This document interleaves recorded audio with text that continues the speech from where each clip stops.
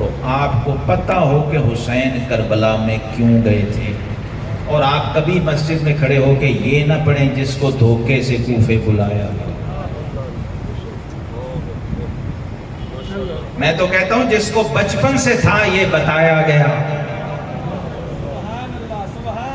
اور جس کو ہر روز تھا یہ سنایا گیا، اور تو کہتا ہے اس کو دھوکے سے کوفے بلایا۔ تو خدا کا خوف کرو یار۔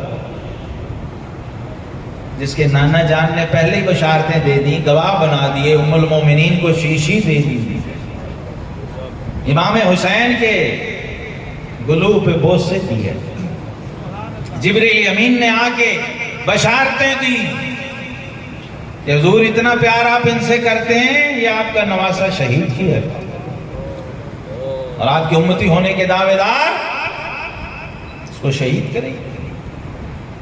تو رحمت للعالمین صلی اللہ تعالی وسلم نے تیار کیا تھا۔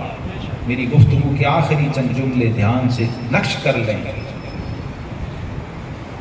تاکہ یہ سوالیہ نشان جو ابھی تک 1350-1400 سال سے چلا آ رہا ہے، کم از کم آج آپ کو تو اس کا جواب ملے۔ پہلی بات تو یہ کہ حسین پورے شعور کے ساتھ نکلے تھے، اور اس جذبے سے آپ نے دیکھو، ہم مدینہ جانتے ہیں، حسین نے بتایا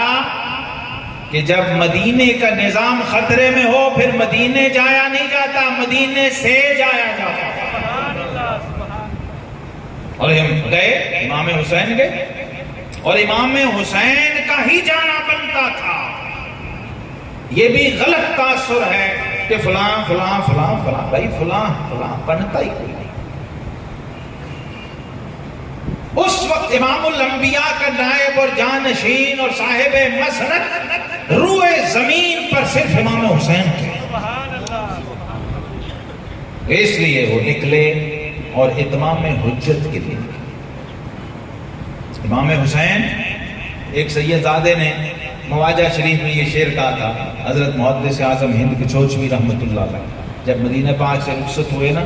تو انہوں نے یہ بات کہی تھی کہ مدینے کا کچھ کام کرنا ہے سید تھے، اور سید ہی تخلص کرتے کہتے تھے مدینے کا کچھ کام کرنا ہے سید، مدینے سے میں اس لیے جا رہا ہوں۔ اور پھر جنہوں نے یہ نقطہ سمجھا، حسینیت کا یہ لنگر جنہیں پہنچا، پھر انہوں نے زندگی بھر اس کا پہرا دیا کہ ہند میں رہ کے بھی دیتا رہوں پہرا تیرا، کیونکہ آقا کریم علیہ السلام نے یہ نقطہ امام حسین کے وسیلے سے امت کو سمجھایا